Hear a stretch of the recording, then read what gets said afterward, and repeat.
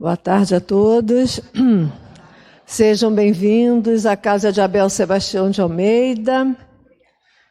Segunda-feira, dia de estudarmos o Evangelho segundo o Espiritismo.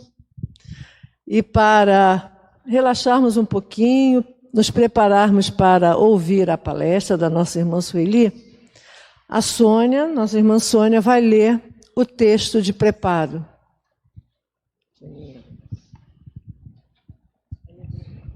Boa tarde.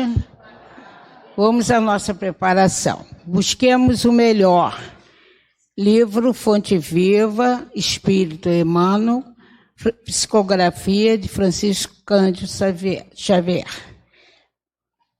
Por que reparas o argueiro no olho do teu irmão? Jesus, Mateus 7.3. A pergunta do mestre, ainda agora, é clara e oportuna. Muitas vezes o homem que traz o argueiro num dos olhos traz igualmente consigo os pés sangrando. Depois de laboriosa jornada na virtude, ele revela as mãos calejadas no trabalho e tem o coração ferido por 1000 golpes de ignorância e da inexperiência. É imprescindível habituar a visão na procura do melhor, a fim de que não sejamos ludibriados pela malícia que nos é própria. Comumente, pelo verso, que é o hábito reprovável, de buscar bacatelas, perdemos o ensejo das grandes realizações. Colaboradores valiosos e respeitáveis são relegados à margem por nossa irreflexão. Em muitas circunstâncias, simplesmente porque são portadores de leves defeitos ou de sombras insignificantes do pretérito, que o movimento em serviço poderia sanar ou dissipar. Pequenos nódulos na madeira não impedem a obra do artífice, e certos trechos empedrados do campo não conseguem frustrar o esforço do lavrador na produção da semente nobre. Aproveitemos o irmão de boa vontade na plantação do bem, olvidando as nuscas, bacatelas, que lhe cercam a vida. Que seria de nós se Jesus não nos desculpasse os erros e as defecções de cada dia? E se esperamos alcançar a nossa melhoria, contando com a benevolência do Senhor, por que negar ao próximo a confiança no futuro? Consagra-nos a tarefa que o Senhor nos reservou na edificação do bem e da luz, e estejamos convictos de que, assim agindo, o argueiro que incomoda o olho do vizinho, tanto quanto a trave que nos obscurece o olhar, se desfarão espontaneamente, restituindo-nos a felicidade e o equilíbrio, por meio de incessante renovação. Graças a Deus.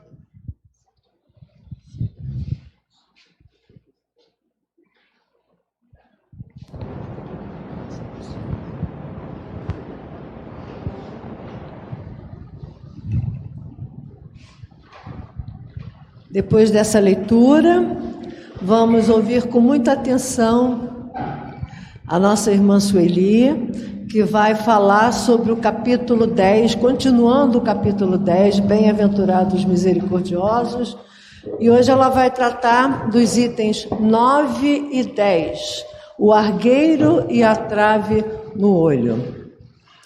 Uma boa palestra para todos. Obrigada. Boa tarde.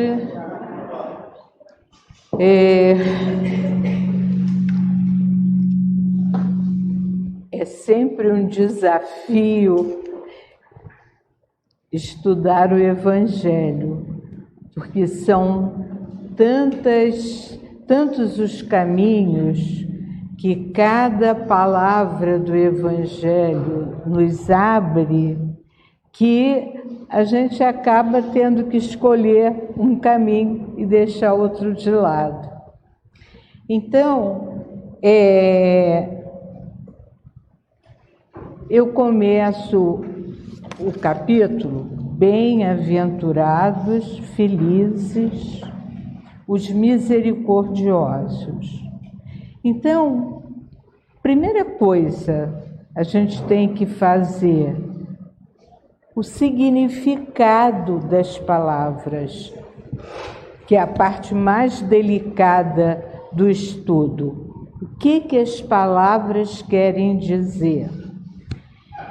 Então, no Evangelho dos Humildes, é um livro muito interessante, Eliseu Rigonati diz que misericordioso é aquele que se compadece da miséria alheia, do sofrimento dos outros. Ser misericordioso é sentir o coração pulsar, bater de piedade para com os irmãos tocados pela necessidade e pelo sofrimento. Misericordioso é ser compassivo, meigo, amigo, tolerante. Mas a misericórdia deve ser uma virtude ativa, deve ir procurar o desafortunado e mitigar a situação, diminuir a situação dolorosa dentro das possibilidades que o Senhor concede a cada um. Deve saber estender a mão ao ofensor num gesto resoluto de perdão e amizade. Os misericordiosos alcançarão a misericórdia, porque aquilo mesmo que fizermos aos outros, isso mesmo receberemos. Espíritos em começo de evolução, que somos ainda muito sujeitos a erros, de que maneira mereceríamos a misericórdia divina, senão pela misericórdia que usarmos para com o nosso próximo? E eu lendo esse textozinho, eu não consigo deixar de lembrar de uma amiga muito antiga e uma amiga muito querida, profundamente católica, bondosa, que ela dizia sempre isso para mim: Sueli, a caridade tem que ser ativa. Não adianta você ser caridosa e ficar quietinho e deixar o outro lá sofrendo e você de braços cruzados. Eu sempre lembro da Gilda me dizendo isso. A misericórdia precisa ser ativa. Não adianta sentir peninha e não fazer nada. E aí, nós entramos no texto do pedacinho que nós temos que estudar hoje, que é o argueiro e a trave do olho. E aí, São Marcos, no capítulo 7, ele pergunta: por que vedes uma palha no olho do vosso irmão e não vedes uma trave que está no vosso olho? Ou como dizeis a vosso irmão: deixai-me tirar uma palha do vosso olho, vós que tendes uma trave no vosso? Hipócrita, tirai primeiro a trave do vosso olho e então vereis como podereis tirar a palha do olho do vosso irmão. E aqui começa a confusão do significado das palavras, que é uma coisa que sempre me preocupa muito, porque eu costumo dizer que as palavras, elas surgem por conta de uma necessidade da época, elas vivem, quer dizer, elas são usadas durante muito tempo e depois algumas delas caem em desuso, desaparecem, ficam pouco usadas. Então, esse é o caso dessas palavras que foram utilizadas agora. Argueiro, né? Argueiro, trave,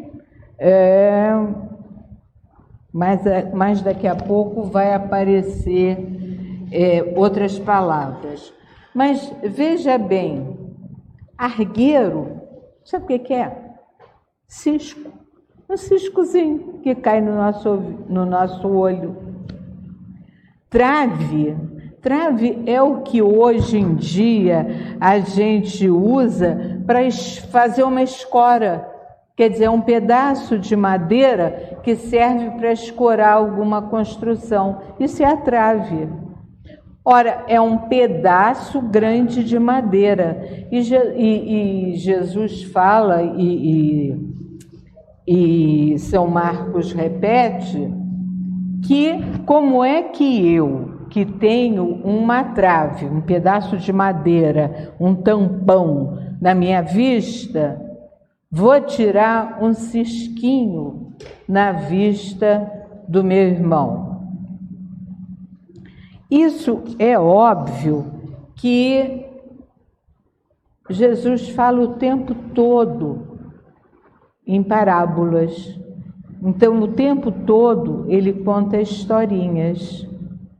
Então, quando ele fala, como é que você, que tem um tampão no olho, vai tirar um cisquinho no olho do seu irmão? E aí,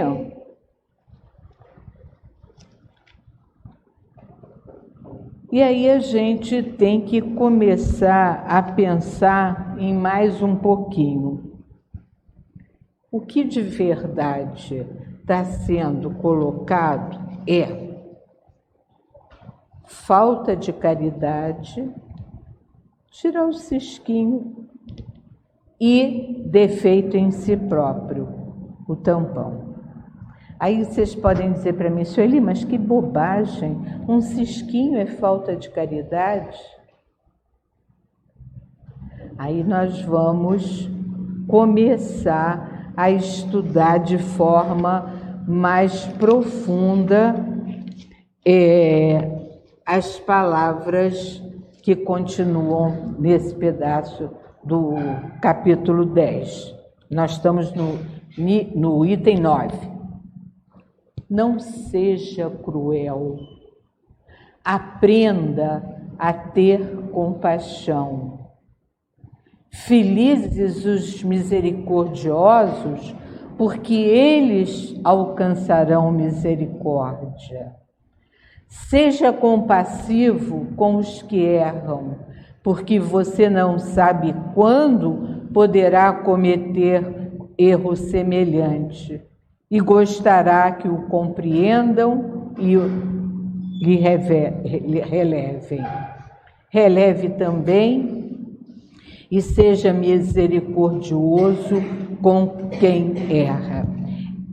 Esse texto está no livro Minutos de Sabedoria, do professor Pastorino, Carlos Torres Pastorino, que eu tive a felicidade, a honra e o prazer de ser aluna dele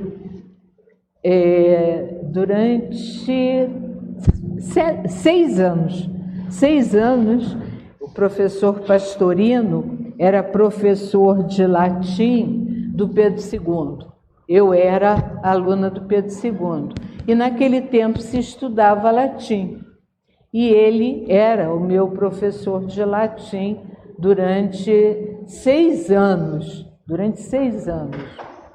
E naquela época, eu era menina de 6º ano, né, quando eu entrei no Pedro II, e eu não tinha ideia do gigantismo daquele homem profundamente humilde. Era um professor que pedia licença para dar aula. E eu me encantava, eu achava lindo aquilo. Muitos anos depois, quando eu já não era mais aluna do Pedro II, já estava na faculdade, etc. e tal, é que eu conheci esse livrinho, um livrinho pequenininho, Minutos de Sabedoria. E eu tenho por hábito, nos momentos assim, que eu estou aflita, que eu estou preocupada, que eu estou pedindo a intervenção de Deus, eu tenho o hábito de abrir ao léu as páginas desse livrinho. Recomendo para todo mundo ter na sua bolsa, na sua pasta. É um livrinho bem pequenininho, mas parece que Deus comanda a abertura daquele livrinho, porque sempre Ele dá uma resposta para nós. Ele sempre abre uma esperança, uma orientação. E hoje em dia, quando eu faço isso, eu faço frequentemente, eu me lembro do meu professor Pastorino. Jamais naquele tempo eu imaginava o grande espírito com quem eu convivi semanalmente durante 6 anos. Deus coloca do lado da gente, né, anjos, e a gente nem se dá conta, mas isso aconteceu comigo. Então, continuando,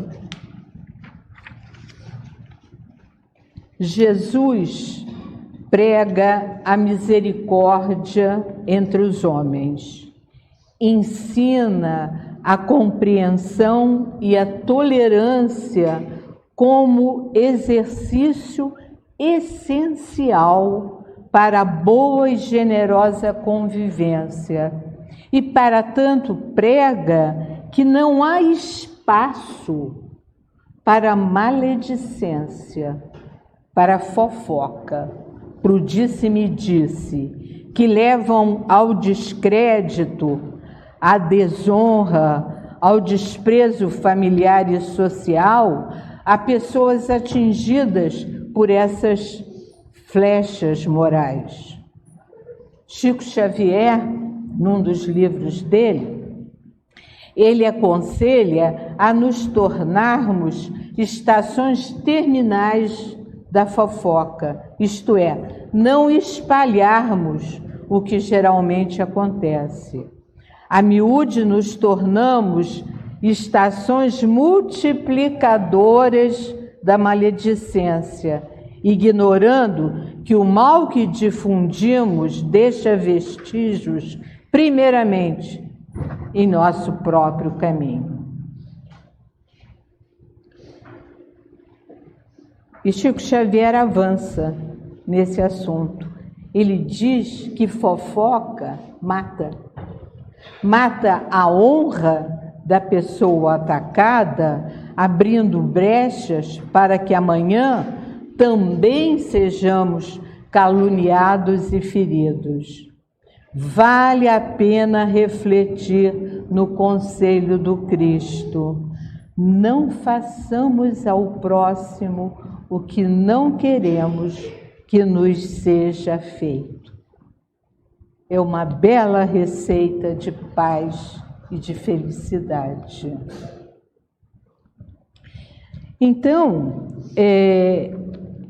evite acusar e criticar. Aquele negócio de tirar o cisco do olho do outro. evite acusar e criticar. Você não está enxergando direito? Procure antes colaborar, sobretudo com seu exemplo digno e nobre. Tudo tem razão de ser na vida, embora nem sempre saibamos compreender, porque não temos uma visão completa, já que só podemos ver a superfície das pessoas e das coisas. Deixe o julgamento àquele que vê os corações e está dentro de cada um de nós, lendo os mais secretos pensamentos e intenções. Isso também está lá no livro do professor Pastorino.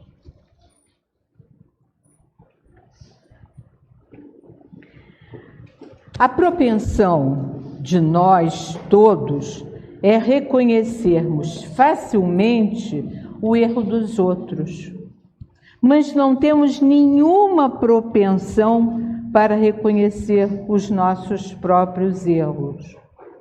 O orgulho sobre a forma de amor próprio não permite que percebamos as imperfeições da nossa alma. Porém, assim como vemos as imperfeições dos outros, o cisquinho no olho do nosso irmão, do mesmo modo os outros veem as nossas imperfeições. Pode ir. E aqui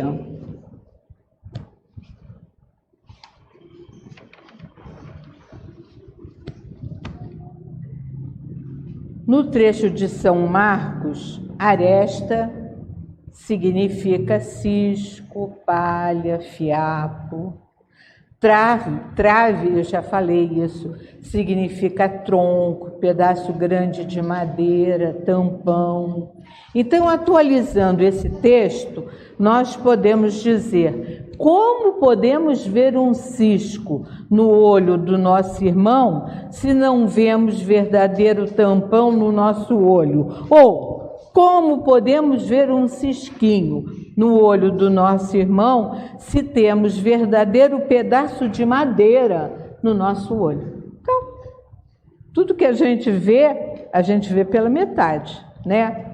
A gente vê uma coisinha tola e o resto a gente inventa, interpreta, sei lá mais que verbo eu posso usar para dar significado a esse assunto.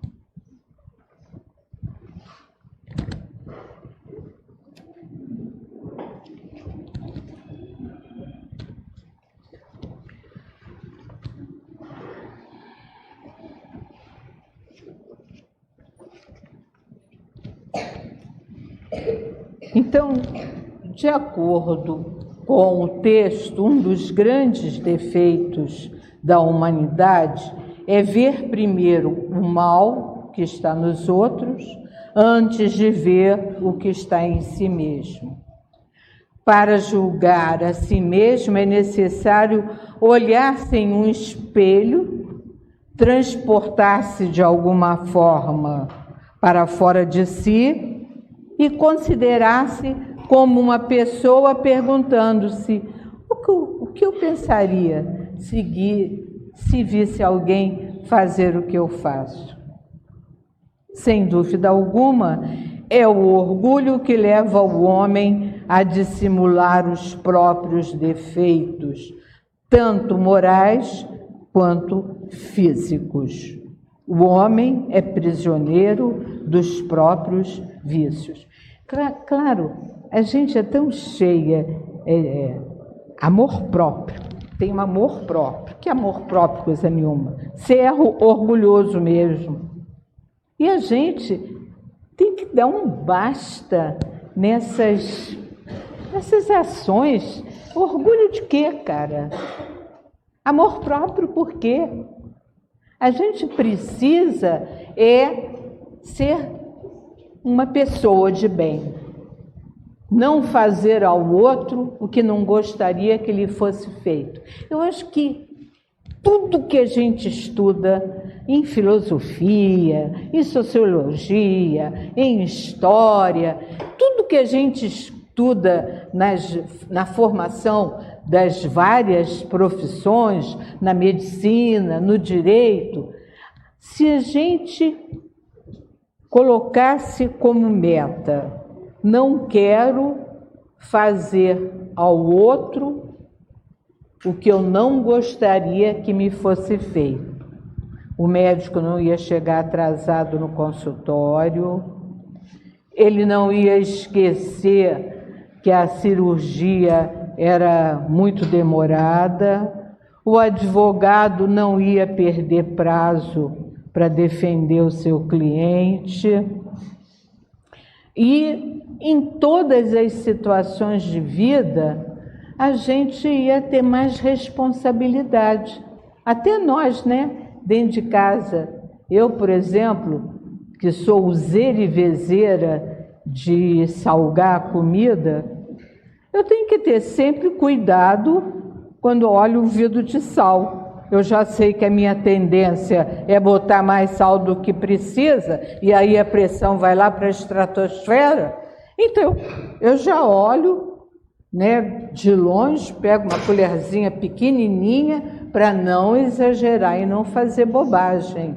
E assim todos nós, em todas as atividades da nossa vida, eu estou falando em coisas assim mais específicas, mas no nosso dia a dia, a gente já sabe, tem aquelas pessoas que são muito ansiosas, muito nervosas, e aí furam a fila. Tá certo? Claro que não. A gente não sabe que não pode fazer isso, que tem que respeitar o direito do outro. Se alguém me oferece o lugar e eu preciso, porque eu estou com pressa por alguma coisa, tudo bem, eu até posso aceitar, mas eu não posso furar a fila, isso eu não posso fazer. Ou então, essa coisa louca que todos nós estamos vivenciando, né? No trânsito. Caramba, você tem uma faixa específica para as motocicletas. Tem carro que anda na faixa, tem motocicleta que anda fora da faixa.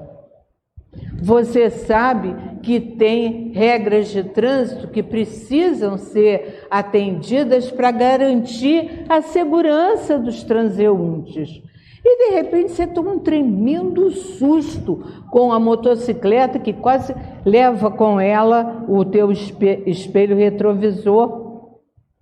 Então, são situações assim banais do nosso dia a dia, mas que mostram para nós como nós somos cheios de vícios. Vícios que, isso é bobagem, é um defeitinho, eu sei. Mas se a sorte não ajuda, você pode criar um acidente fatal, não é não?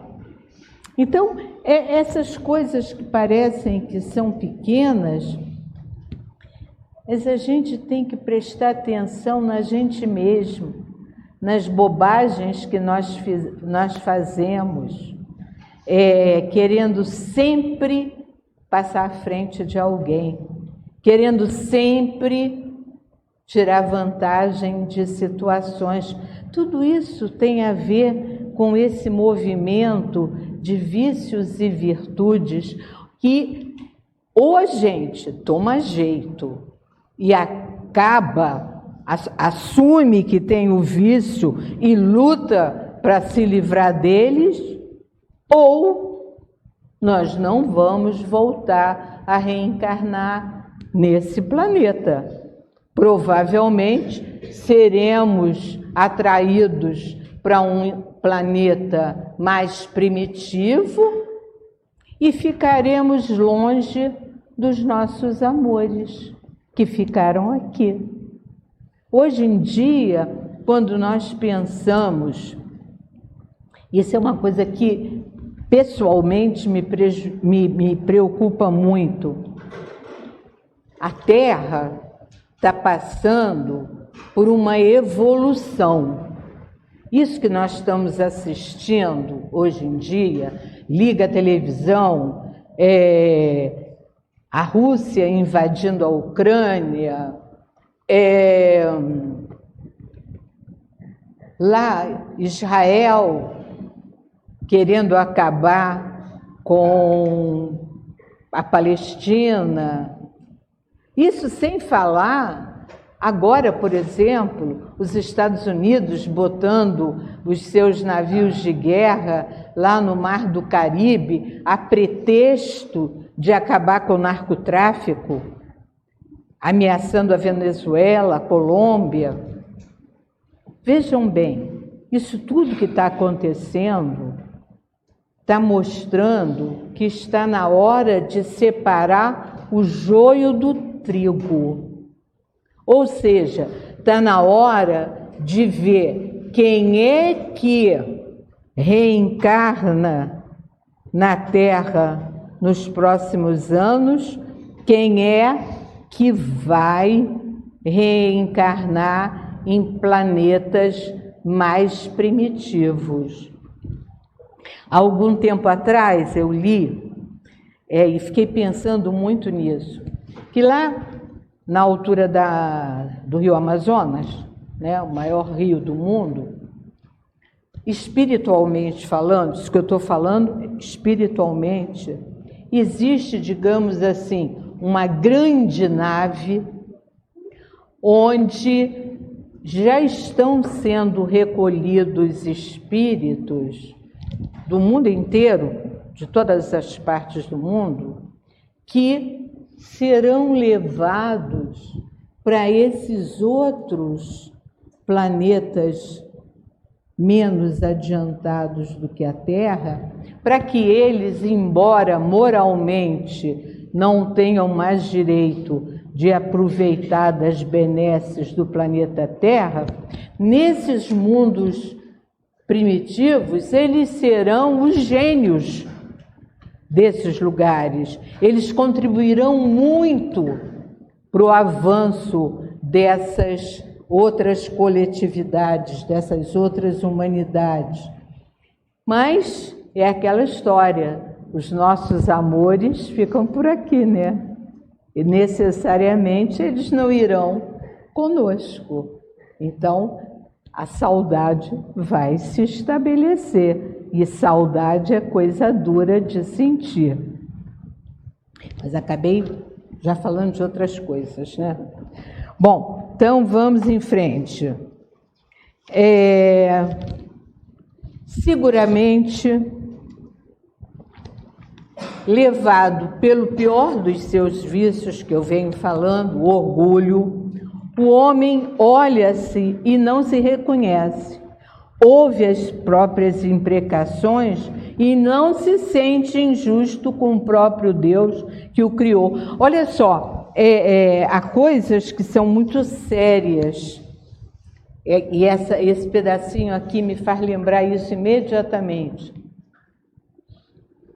Vou ler de novo. Seguramente, levado pelo pior dos seus vícios, o orgulho, o homem olha-se e não se reconhece, ouve as suas próprias imprecações e não se sente injusto com o próprio Deus que o criou.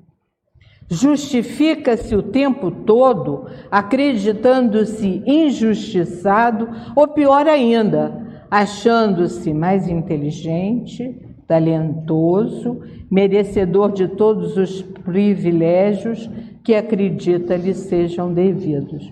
Olha só, se a gente parar para pensar por que israelitas, judeus e palestinos continuam se bombardeando uns aos outros, Israel querendo liquidar com Hamas, Hamas querendo recuperar as terras que os judeus tomaram.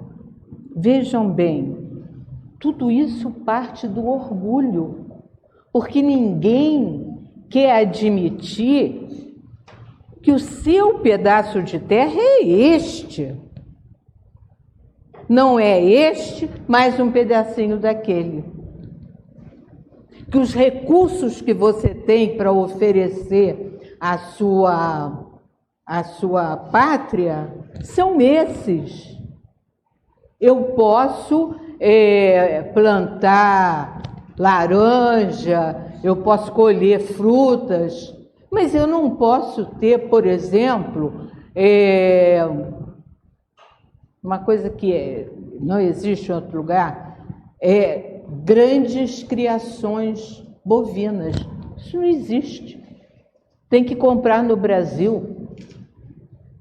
Então, é preciso que os povos, que os homens, que as nações, que todos digam: meu Deus, obrigada por essa terra que me foi dada. Obrigada, meu Deus, por essa tradição, por esse clima, por essa produção, por tudo isso que nós temos de bom aqui. E me dá força e coragem para eu superar, por exemplo, o deserto, onde nada cresce. Me ajuda a encontrar formas de tornar fértil, pelo menos um pouquinho, uma parte desse deserto. E a gente sabe que isso vem acontecendo. Os países mais adiantados, que têm grandes porções de terreno em formas de deserto, eles já conseguem manipular essa terra infértil, fazendo com que alguma coisa brote daquele terreno.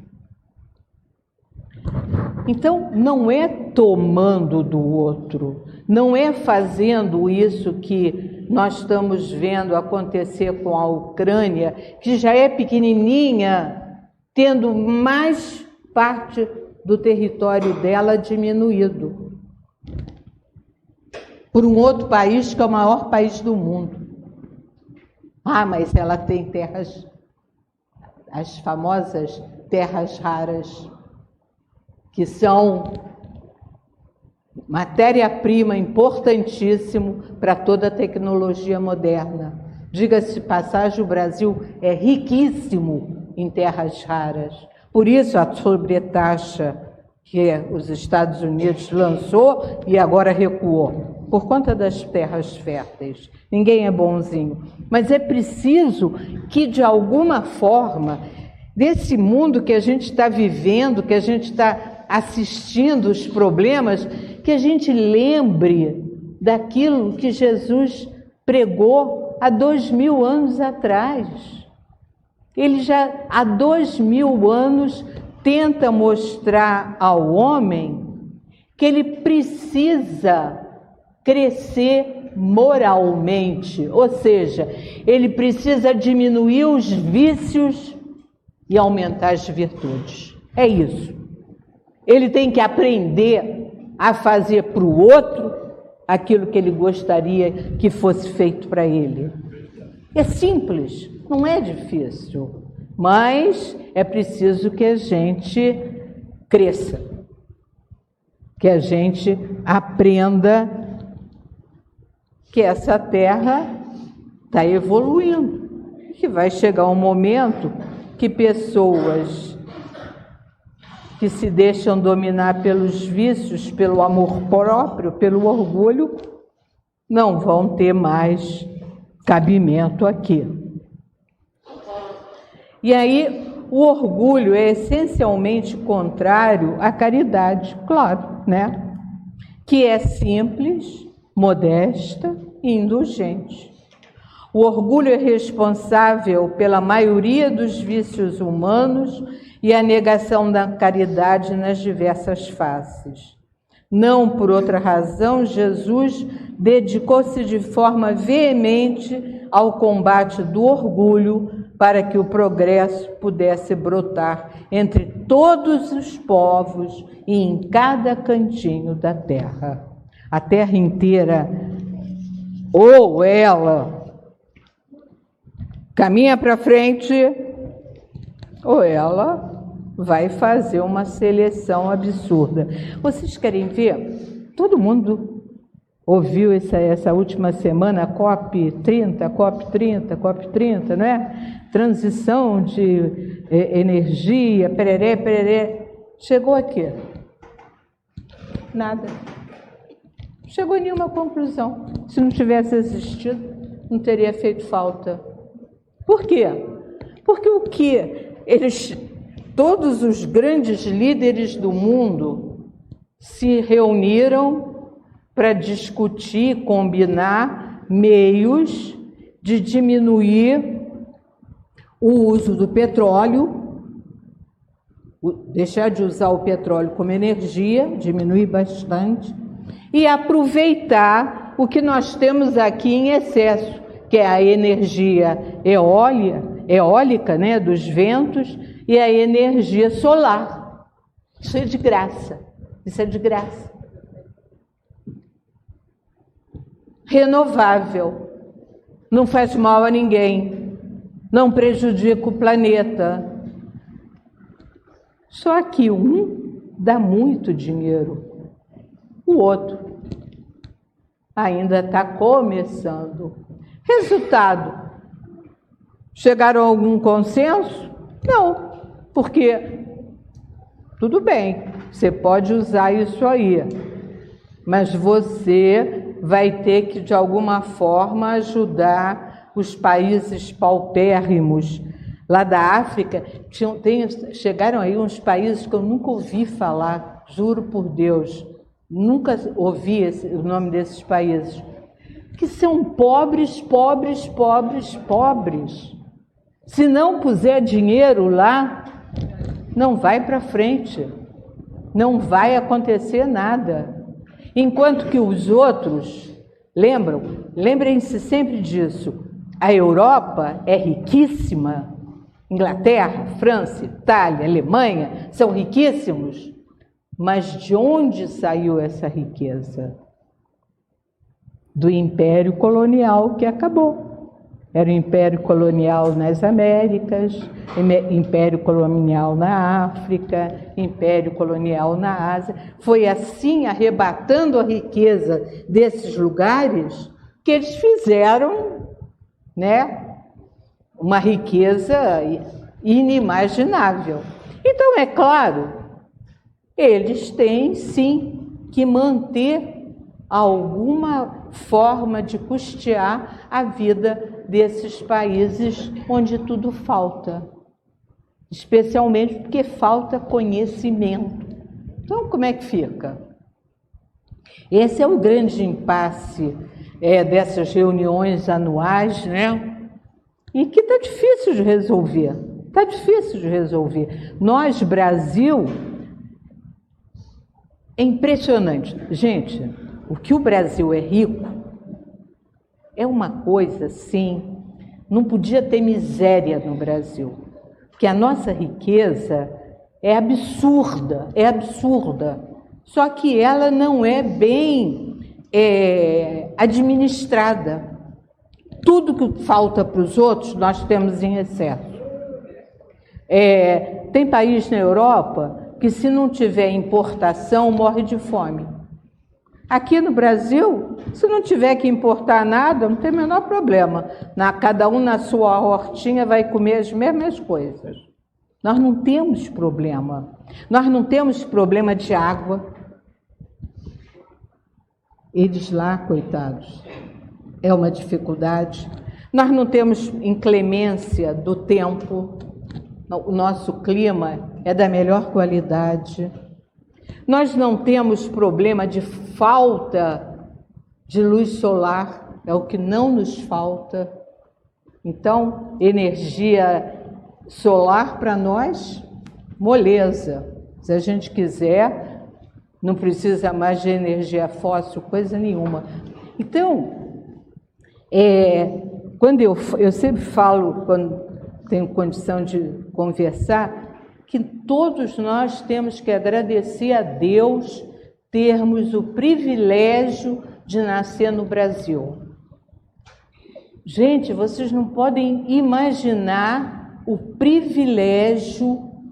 Eu não sei o que a gente fez para nascer no Brasil. Alguma coisa boa nós fizemos aí nessas nossas muitas encarnações, para que Deus nos permitisse estar no Brasil no dia de hoje. Imagina se nós estivéssemos nesses países conflagrados. Imagina.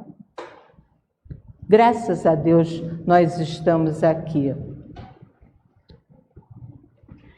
Devemos lembrar sempre que somos responsáveis pelos nossos atos, palavras e pensamentos. Que somos o que pensamos. Que se emitimos pensamentos bons, somos felizes, saudáveis e transmitimos felicidade e saúde aos que conosco convivem. Se, ao contrário, emitimos pensamentos de baixa vibração, formamos imagens defeituosas, construímos discursos desordenados, feitos de sons confusos, que geram medo e sofrimento. Ninguém entende nada. Eu sempre me lembro que eu tinha um colega, isso há muitos anos atrás, era o camarada que em toda festinha ele falava. Gente, acabava de falar, aplauso, aplauso, aplauso, aplauso. Aí eu perguntava, mas o que foi que ele falou? Ninguém sabia o que era. Era impressionante. Isso, ele tinha essa qualidade de falar, empolgar. Todo mundo. Aí eu perguntava, mas o que foi que ele falou? Não sei. Então, é muito importante que nós, quando a gente pensa, a gente fala, a gente age, a gente tem que pensar que a gente é responsável pela ação, claro, né? Pelo que nós falamos, por isso a gente não tem que falar mal de ninguém, e pelo que nós pensamos. Porque quando a gente tem pensamentos bons, parece que todo o nosso corpo transmite raios de luz. Fulano é tão simpático, quando ela chega fica tudo tão bom, tão calmo, ela não se estressa, porque os pensamentos são bons. Então, envolve todo mundo numa magia de alegria, de felicidade. Agora, tem aquelas outras pessoas que dizem, mas é antipática, hein? Caramba, não quero nem, não venha, não entro mais na minha sala, que eu não aguento mais com esse homem. Tem pessoas, coitados, às vezes nem são maus, mas tem alguma coisa dentro dele que não bate, que funciona mal. E aí, solidão, porque ninguém o quer no seu grupo. Quando a gente faz trabalho de grupo, não tem sempre aquele que sobra. Mas eu, professora, ninguém me quer no grupo. Tá, eu vou arranjar um grupo para você, mas tu fez alguma coisa, hein, garoto? A quem é professor, que trabalha, hoje em dia, a gente faz muito trabalho de grupo, né? E, geralmente, eu, pelo menos, não formo grupo. Grupo de 4, se escolham. Aí sempre tem um que sobra e se desespera. Mas é exatamente isso, né? Você, sem querer, exterioriza aquilo que você pensa. E aí, o outro não entende muito bem o que está acontecendo. Mas esse cara é chato pra caramba. Não gosto dele no meu trabalho, não. É isso. Por isso, a solidão, claro. Quando deixarmos de identificar o cisco no olho dos nossos irmãos e percebermos o tampão que colocamos nos nossos olhos para não identificarmos os vícios em cuja prática somos contumazes, estaremos começando a ser misericordiosos. Esse é o problema. A gente tem que começar a olhar para dentro. Você precisa começar a se reconhecer. Como é que eu sou de verdade? Tirando essa cara que eu uso para o povo me ver, como é que eu sou eu lá dentro? Eu comigo mesma. Quando olharmos para dentro de nós, reconhecendo nossas tendências mais, que nada mais são, está faltando aqui, senão atos reiteradamente praticados no mal, estaremos tentando melhorar. Primeiro, para a gente melhorar, tem que saber que não está legal, né? Para a gente reconhecer o vício da gente, a gente tem que entender, realmente eu sou assim. Mas eu quero mudar, como é que eu faço? E aí é uma guerra da gente com a gente mesmo, né? Porque a gente fica meio que acostumado, né? A gente fica acostumado. Quem tem boa vida, fica acostumado a ter boa vida. Se tirar da boa vida, se desespera. E nem acha que tem boa vida. Nem acha, podia ser muito melhor. Ainda tem inveja de alguém. Mas a gente precisa entender isso. Isso que eu falei agora, nós somos um povo privilegiado. A gente precisa entender isso, o privilégio que nos foi dado de nascer no Brasil. Eu sempre vou falar isso, porque a gente tem que entender que somos privilegiados. Que os probleminhas que nós temos, uns maiores, outros menores, eu entendo, mas são causados pelo egoísmo humano. Porque o ser humano é egoísta, ele quer sempre mais e mais e mais e não entende que o outro tem tanto direito quanto ele a ter as benesses, os confortos, as assistências, que tudo isso é da humanidade, não foi criado para mim.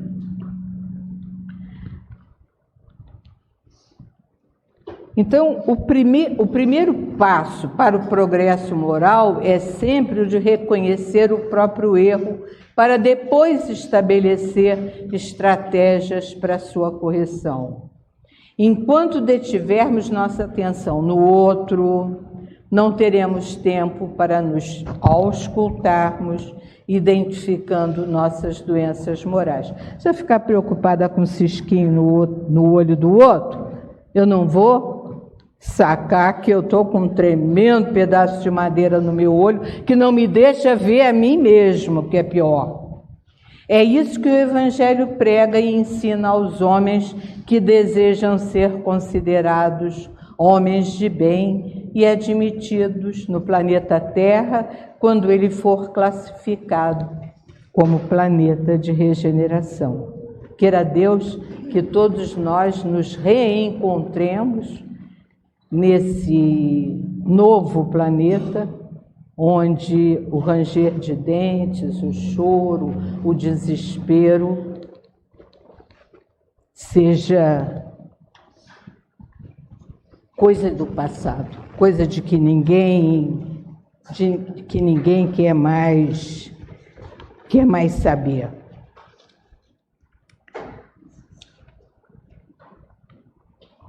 Depois, para crescer e evoluir, é preciso exercitar o sentimento de caridade que transformará o orgulho na doce e terna alegria da bondade, da compaixão, da benevolência, da fé e da esperança. Precisamos deixar de julgar o próximo, já que precisamos da misericórdia de todos para os nossos equívocos, para os nossos erros, para os nossos vícios. Quem muito condena provavelmente carrega dentro de si algo de muito condenável. Então, caridade. A gente tem que sair hoje daqui pensando isso. Qual é o meu projeto de vida? Ser caridoso. Ser caridoso não é apenas distribuir bens, não é só isso, é muito mais que isso.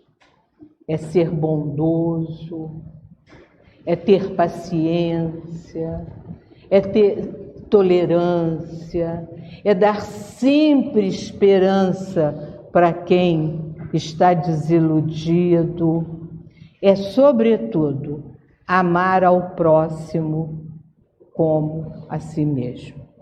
Eu acho que nós podemos fechar esse nosso encontro pensando isso. Teremos fechado tudo que o Evangelho falou com um pouquinho à toa de palavras. Muito obrigada.